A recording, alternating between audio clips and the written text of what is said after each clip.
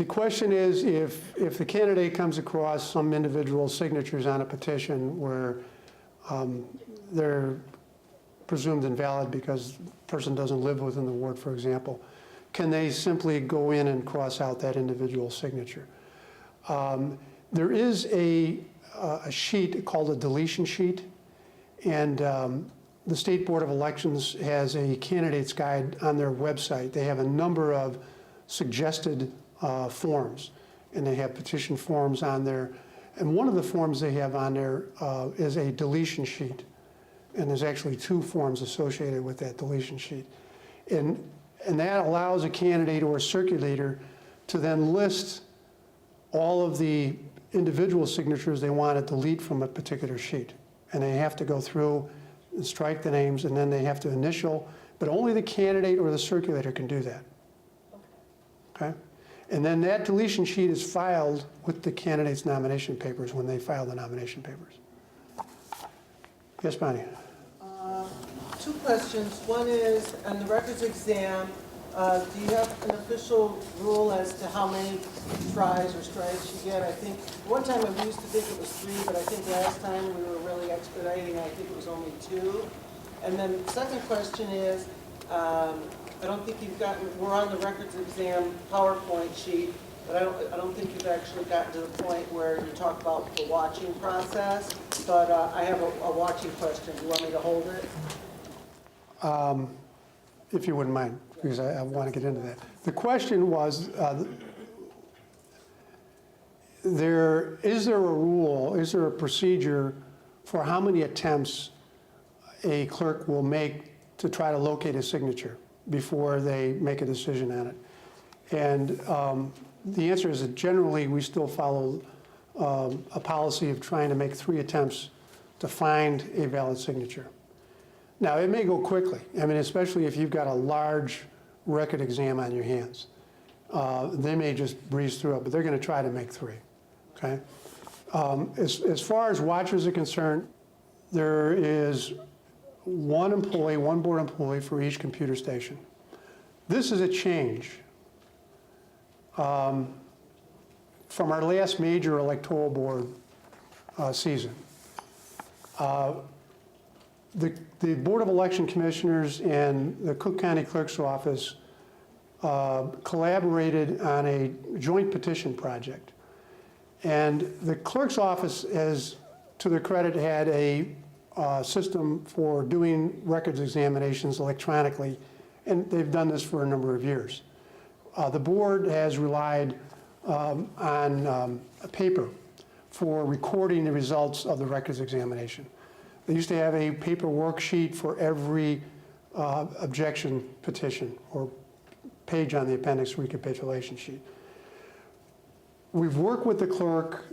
We took the system that they had, we've tweaked the system a little bit, and we've made it so that we can now do all of these records examinations electronically. And so what they will do, finding the record, finding the voter registration in the record is the same as it has always been. But once they find the record and they're ready to make a decision, instead of recording the result on a piece of paper, they will record it on a computer screen. And at the end of your handouts in the PowerPoint, you'll see copies of a couple of samples of the reports that this system will generate. And it will show, for each objection, it will show a result, whether it was sustained or overruled. And so it's going to be, hopefully, much more efficient, much more accurate. So we eliminate human error. Sometimes when they make a decision, they transpose it to paper. Sometimes it doesn't get transposed correctly. Sometimes when they start doing the math doesn't get done correctly. This should make it not only more efficient, but more accurate. And we've also eliminated the need. We used to have 2 board employees. We had one that actually did the lookup, and we had a second one that recorded the results. So they would call out objection overruled. The second employee would mark down an O for overruled on the worksheet. So now we're down to one employee, does both functions.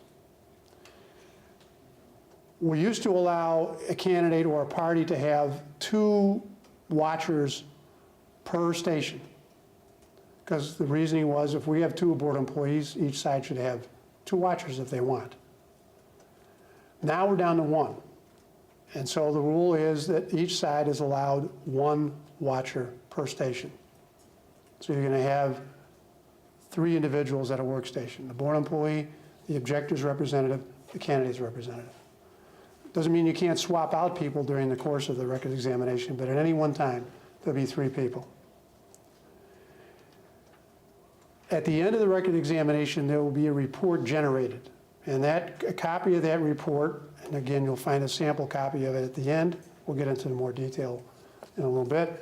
But that will be given to each party or their attorney at the end of the records examination. So you will know what the results of the record examination is. You will also know if there was any particular issue that was appealed by either side. And you'll know where the candidate stands as far as valid signatures, whether they're above the minimum or below the minimum, so that you can make your decisions with regard to whether or not you want to have an evidentiary trial. So we are very optimistic about this new electronic system. We think it's going to be a big improvement over the paper-driven system we had, and we certainly look forward to having a successful record examination season. Caution about watchers. You're entitled to 1. Now, a watcher is entitled to be there during the whole course of the records examination. But if there's any kind of misbehavior or disruption, we reserve the right to escort someone out of the room. It doesn't happen very often. Sometimes it occurs. Someone is disruptive and unruly or rude. We try to exercise great patience, but there comes a point where we have removed individuals from the records examination. If we do that, we're not going to stop the records examination. We're going to proceed. So if you're the candidate and you have one of your neighbors representing you at a record examination, just make sure your neighbor doesn't get out of hand, because if they do, they're going to be removed, and you may be without a watcher at that records examination. Right? The other point is if you don't show up, we're not going to wait. We'll notify you of the date and time and location of the records examination. And if you're not there, we're not going to hold it up. We have to move forward, folks. So we're going to move forward. And we're going to do the record examination with or without you. If you arrive late and you want to sit in, you're entitled to sit in from that point forward. But we're not going to put it on rewind. We're not going to go back to the beginning and start all over again. What's done is done. The other point is that we do not recognize standing objections. If you, as the objector or the candidate, disagree with the finding of the clerk, the determination of the clerk during the records examination, voice that disagreement immediately, saying, I appeal. You don't have to get disagreeable about it, but just say, I disagree. I appeal. And the clerk will mark in the system, you appeal. That's it. The clerks are instructed to make the determination based upon their judgment. They're not going to be, or should not be influenced by the opinions of the representatives for the objector or the candidate. It's not to say people aren't going to say, well, that's obviously a good signature, or that's obviously a bad signature. The clerks are instructed to disregard those voluntarily offered opinions and to exercise their own judgment. But if the party disagrees, they will mark that the party appeals. And that issue then is preserved for appeal at an evidentiary hearing. If you do not appeal at that time, you have waived your right to appeal. This is important. You must make your appeal known to the clerk at the time the decision is made. We're not going to go back and say, okay, gee, you know, I'm going to object to the first page on the 10th line. You made a call and I didn't agree with it. If you didn't make the objection, then it's too late. And the problem is that if you want to have an evidentiary hearing, and if you want to bring in evidence on that point, if you didn't timely appeal, you're not going to be allowed to do that. We don't have the luxury of time. We cannot wait for people to make up their minds at a later time and say, well, I want to appeal that. You know, you've got to do it when the decision's made. And if you don't, then you've forever waived your right to appeal on that issue. This is an expedited process, very expedited process. Also, we do not recognize standing objections. Some candidates come in and say, well, I'm going to object, I want to appeal to every decision you made or make. And sometimes they walk out of the room. But they want to be on record as appealing every decision that's being made by the clerk. We do not recognize that.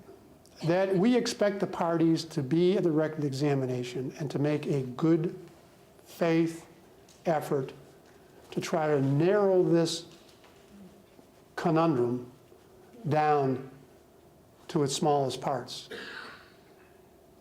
And so if that signature is bad, and everybody knows it's bad, then we're not going to waste time on something that a candidate or an objector doesn't have the time or the seriousness of intent to stick around for and to make a signature by signature appeal. A signature by signature decision, yes, I agree that signature is good, or I agree that signature is bad. We're trying to narrow this down. We're trying to come to agreement on as many points of dispute as we can, so then we can get to the important stuff. And that's why we don't recognize standing objections, because if you don't have the time to stick around and work with us trying to eliminate issues that we come to agreement on, so we reserve our time and resources for the ones that everybody is in disagreement on, you're just wasting our time, your time, everybody else's time. So we do not recognize standing objections, and we don't recognize floating objections. Well, I shouldn't say we don't recognize floating objections, but what I want to warn you about is sometimes you may have multiple stations. If you've got 4 stations going on, and you've got one watcher, and the watcher's going around saying, okay, I appeal that one. I appeal that one. I appeal that one over there. Whatever it is, I'm appealing that one. Or sometimes what they'll do is, can you wait a minute? I'll be right back. They run over and they're doing this. And meanwhile, everybody's sitting there at a complete standstill while this person's floating around at multiple stations trying to get his or her job done. We are not going to wait.